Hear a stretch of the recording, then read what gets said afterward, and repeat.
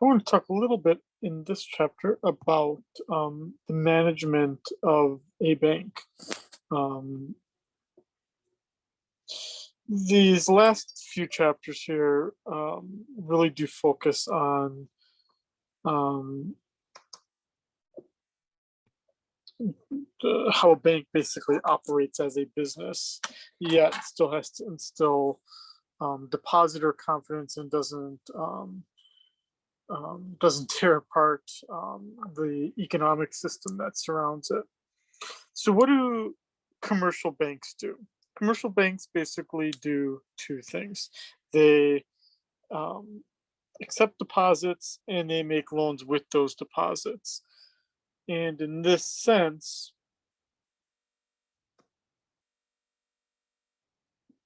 banks make money on the net interest margin between these two.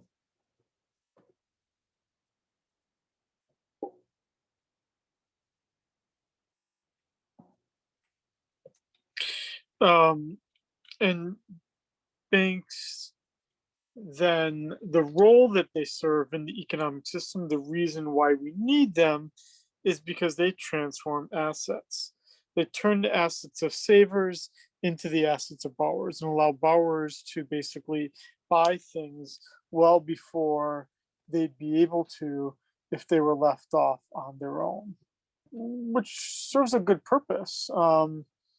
There's not a lot to, um, if you're looking for what good are banks, right? And you don't want to take a whole, negative attitude that banks don't serve any purpose except, making people in suits richer. They actually, without banks, it'd be difficult to have an economy because you'd have no way to get significant investment in the country, investments that are financed with by banks using the deposits of savers.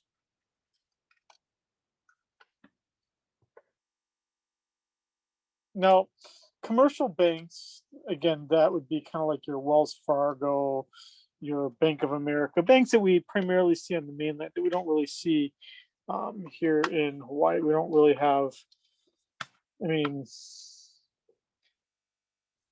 I guess Bank of Hawaii, First Hawaiian, that's about the closest equivalent we have of um, commercial banks here. Most banks, for the most part, would be what we consider community banks, assets less than $1 billion. I'm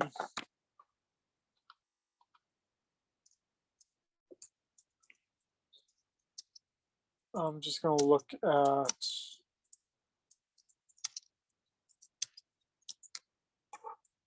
First Hawaiian right now.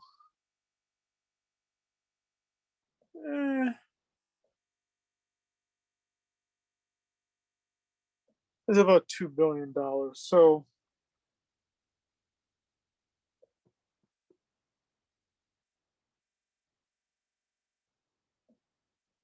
Bank of Hawaii would probably be a little bit bigger.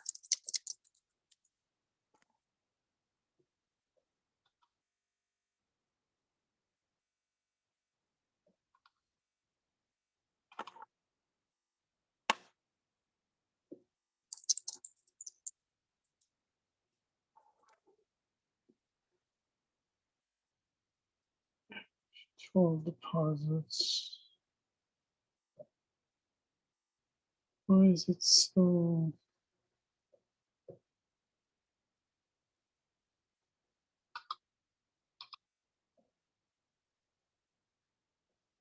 Oh, sorry.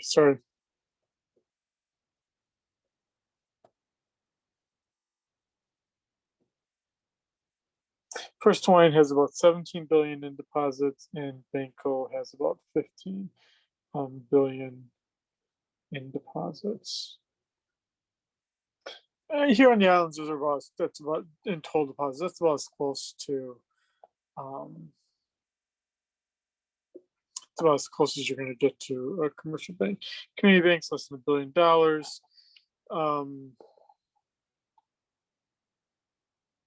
We don't really see this in Hawaii. We don't really have. Last time we had any presence of any large commercial banks here on the islands would have been what eventually became American Savings Bank, and that was when Bank of America was here. Bank of America sold its branches back in 1998. I think Wells Fargo had some things out here for a while. I think even Citibank had some things out here for a while, but all that's largely gone. There's nothing. It's just too expensive for commercial banks to even try to make money out here, and so as a result, they don't even bother. So just like any good accountant, what you would want to do is you'd want to look at what the total assets look like, and you'd have to counteract those against the liabilities. Anyone get a sense of where I'm going with this here? Where I'm going with this is that we'd need to look at the balance sheet. That's going to be really the only way that we can start to really think about what the financial position is of the institution. And so, so for that, what we have to do is we have to know that the assets are equal to the liabilities plus the bank capital. Obviously, the left side and the right side of the balance sheet need to equal out with each other. And I would strongly encourage you to take BUSA 311 with me. I say this now in the spring semester of 2021. In the fall semester of 2021, I will be teaching BUSA 311, financial statement analysis, where we'll be talking about banks and how to actually analyze a balance sheet from not the perspective of an accountant, of which I am not, but how you as an investor can analyze a bank or any other company's balance sheet in order to assess whether it's a good risk to take on. I'm assuming none of you, I'm not presuming that any of you have to be an accountant to do well in this course. So as a result, you don't have to be an accountant to succeed. So I'm not going to focus on that right here. Let's talk about then what the transaction deposits are within the institution. Transaction deposits, that would be anything where the transactions just in a general bank are happening. And where you're going to see that are with the checkable deposits, right? That would be individuals having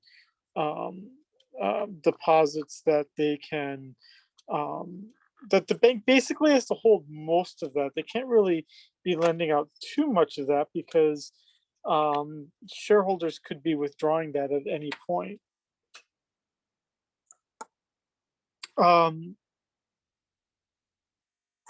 And so because they can do that, you wouldn't be, as a bank, it wouldn't be right for you to consider trying to lend those things out.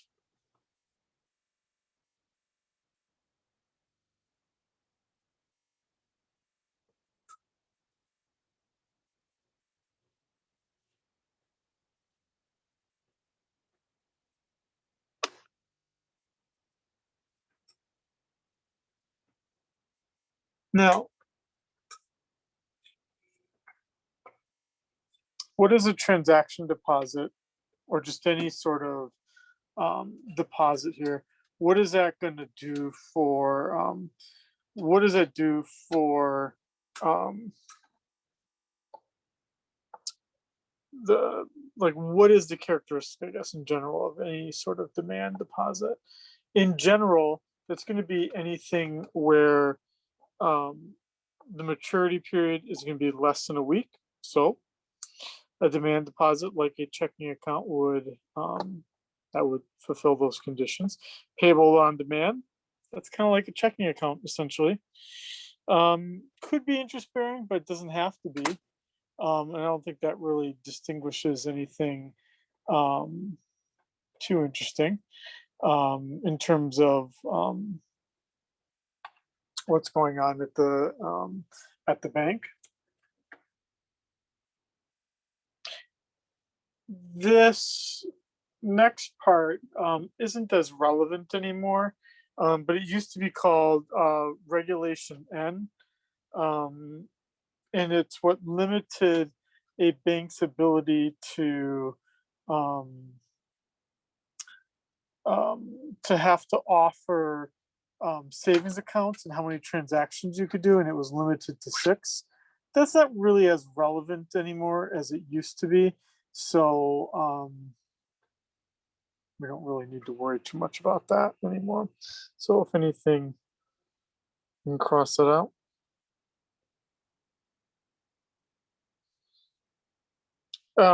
Then we also had Regulation Q. Regulation Q was in terms of the interest that's paid in checking accounts.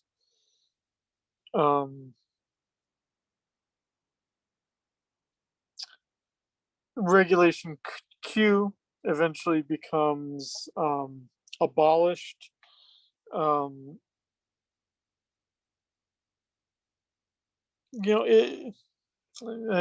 know the textbook really likes talking about how great Ronald Hazelton is. I'm not sure I would say he created the savings account, but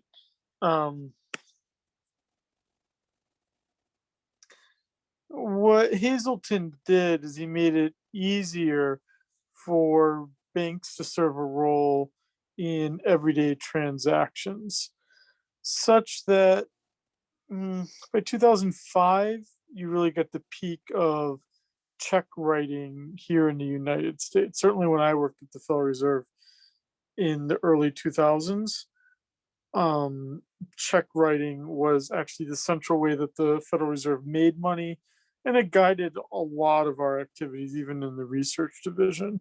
But today, again, I know I've mentioned this in a previous lecture, but there's just not a lot of checks being written anymore. And so I'm not sure we need to focus too much on that. Then we also have, there's increased importance, especially over the past 20 years, of the money market accounts. So what these are is you have a minimum balance that you usually have to have with these. The bank can invest these funds a little bit differently. So they can generally offer a slightly higher interest rate, but then there's some restrictions in terms of its withdrawal. The bank will invest in things like the bank will invest in things like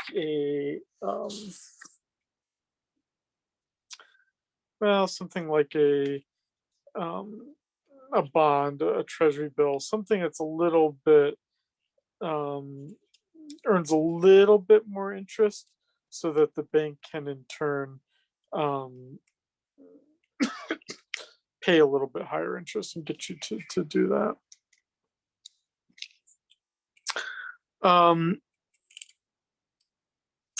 If someone wants to be a little bit more ambitious and try to earn a little bit more interest at a bank, the alternative would be something like the passbook or the savings account. Not that I'm trying to date myself, but way back in the day, you used to have to carry a book with you called a passbook. And I still remember my first savings account back in like the 80s. What was that bank called? Mutual Bank, I think it was called. And it had a picture of like a squirrel. Well, like like someone would squirrel away their money. Anyway, the idea was you had to carry this book with you called a passbook. Let's just see if Google Images has anything that makes so that you have an image of what I'm.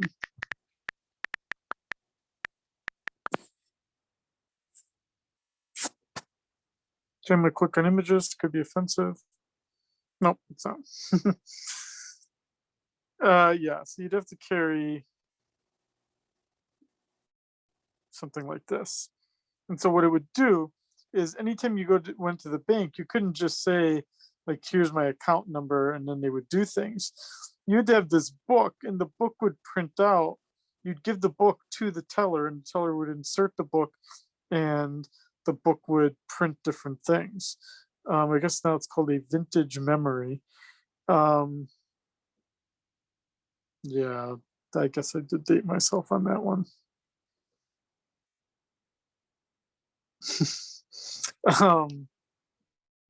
Where were certificates of deposits, savings accounts, not as liquid. And because they're not as liquid, well, first, they don't qualify as transaction accounts. Can't really use a savings account to engage in transactions. You'd use a checking account. You can convert what's in your savings account into your checking account to then buy something, but that increases the length of time it's going to take, thus perpetuating that it can't be a transaction account and that it is going to be less liquid. With CDs or certificates of deposit, again, these are also non-transaction accounts because generally speaking, you commit to it a period of time.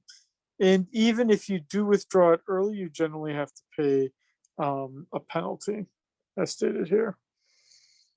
CDs don't always require $1,000. I mean, I've had CDs that are less than that. You just have to find a bank that's willing to do it.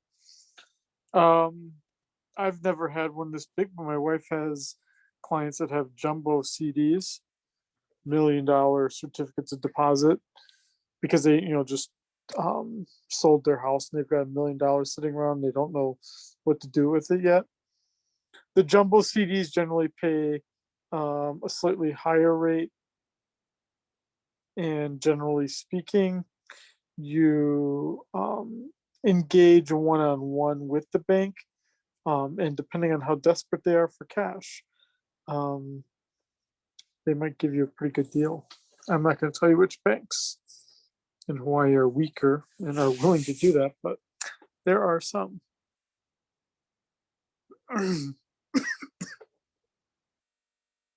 So how else does a bank get money, right? If the primary way that the bank is getting money that it can then lend out to others is by collecting deposits either in checking accounts, savings accounts, CDs, money market accounts,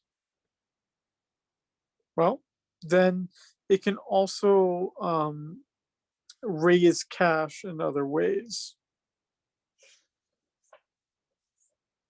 That would be that it can engage in federal funds purchases, repurchase agreements with other institutions, with other banks. It can have subordinated debt, or it can have other kinds of liabilities. So depositors are one liability, right? Because the depositors can make a claim against the bank to get their deposit back. But then you can also have liabilities imposed by other actors in the economy, from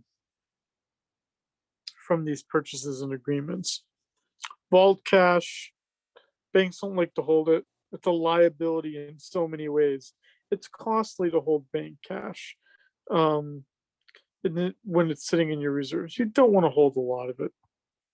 That would, I'd say, be a very generous proportion. You want to have enough so that when the depositors come, you can give everyone the cash that they're trying to get out. But banks don't like holding this kind of cash.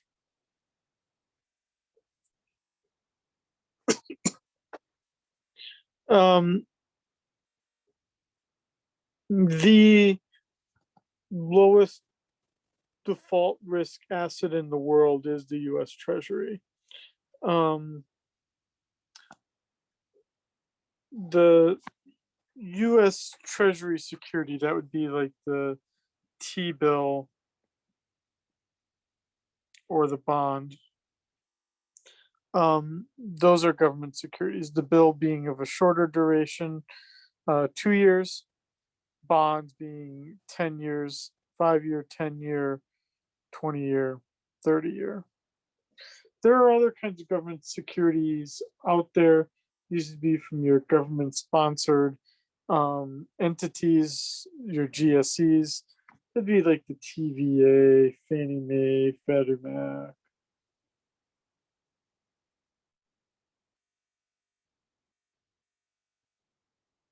Ginnie Mae.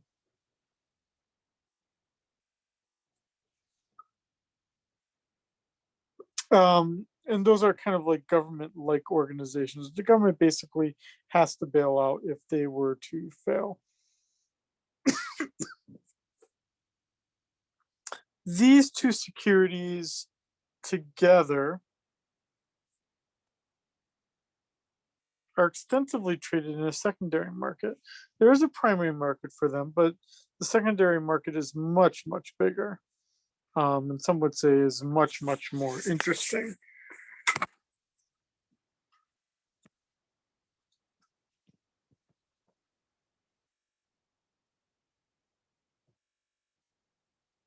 Now, what kind of loans are banks generally making? Banks are generally making, in terms of short-term business loans, a lot of things are going to be inventory, and some of it's going to be construction. There may be some financing of equipment, but generally speaking, these three big things: inventory, construction loans, and financing. These kinds of loans are only made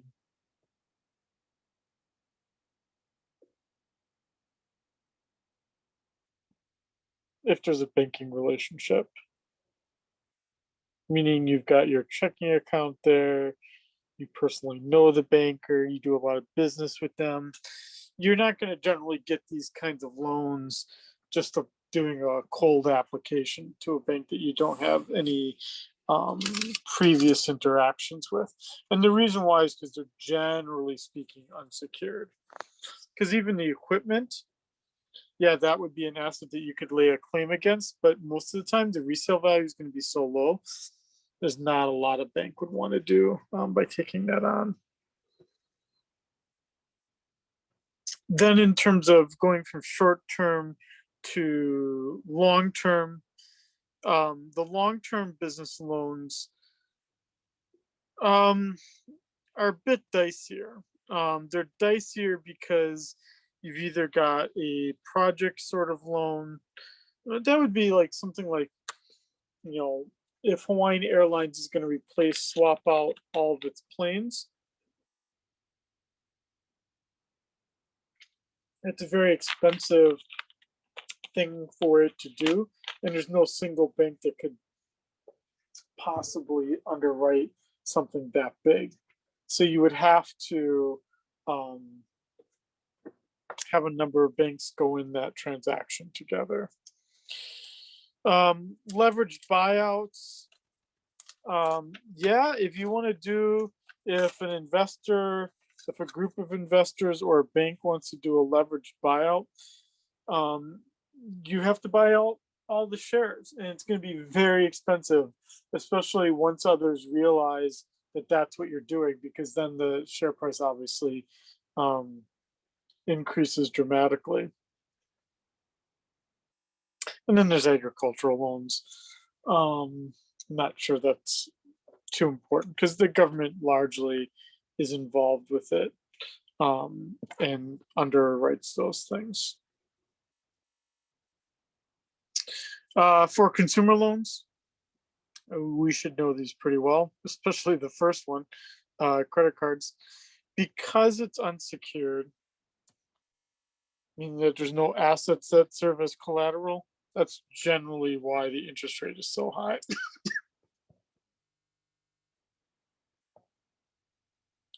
You can borrow money this way when you absolutely have to, but it's a very expensive way to do it. Um, Unsecured personal loans. Um, you can generally ask for the money without giving any reason. It's really based primarily on your credit score. And they can just give you $2,000. You can go to Vegas with that $2,000. You don't have to tell them why you're doing it. You're just getting the money.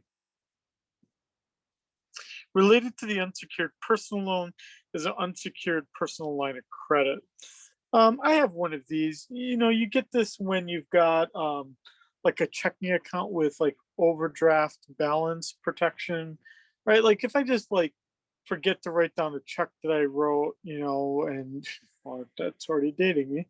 But let's just say I forget to write down a check, and then I don't want to suffer the embarrassment of a check bouncing. An unsecured personal line of credit, the bank pays it based on the good name of Thomas Scheiding. And then obviously I've got to pay the bank back. And there's no collateral with that either. But the difference with the unsecured personal loan as opposed to the personal line of credit is that I would only be borrowing for myself, I'd only be borrowing what I overdrew it by rather than a whole larger amount. Long term consumer loans, well, breaks down into two things basically: car loans and mortgages.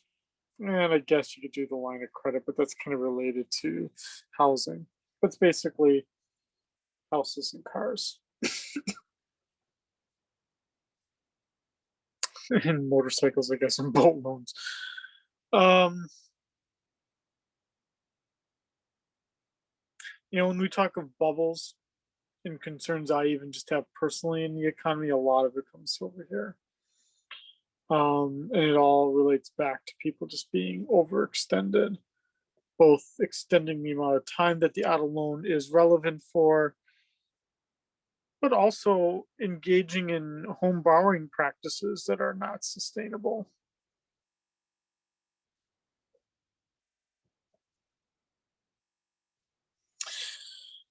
Um, there's some concern among economists that economists are losing handle on where all the money is, and that we're losing that sense because people are putting their money in places other than banks. So, like bitcoins or other kinds of things. Um, I'm not sure how big. I mean, it's growing, but I'm not sure it's dominating it as much as the book made it out to be.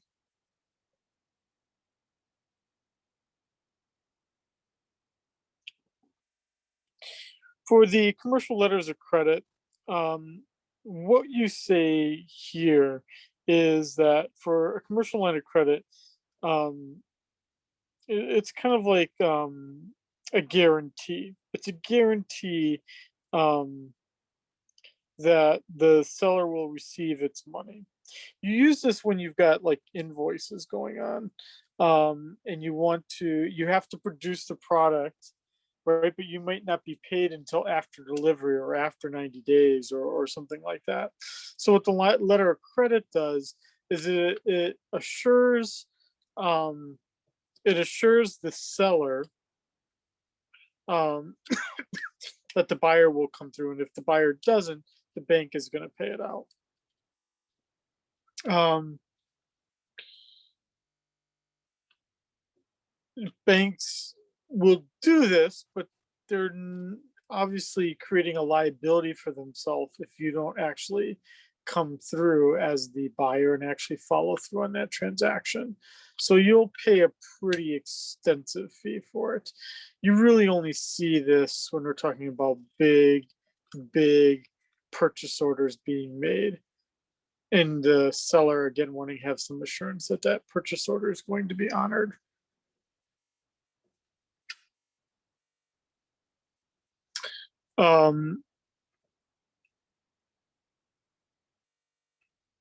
If we move away from a line of credit to a standby letter of credit, standby letter of credit then is not linked to a specific purchase order or a specific long-term transaction. It's just a it's just kind of like it's an insurance policy for the company, right? Because it can say, I've got this line of credit that I could draw on if I needed to. Um, it's it's like me as a individual having that unsecured line of credit at the bank in case I overdraw an account. But the difference is that because the amounts we're talking about for companies is so large, um, the bank is able to charge some pretty hefty fees for offering these letters of credit to a company. And then finally, we have derivatives. So what the derivatives do and the credit default swaps, what they do, what the CDSs do, is they basically derivatives and credit default swaps are basically contracts, they're agreements. And what they do is they allow individuals or institutions to make a bet on what they think a future value of an interest rate is going to be. And if they're right, then the credit default swap can make them money, or the derivative can make them money. And if they're wrong, they have to pay the insuring agency. Okay.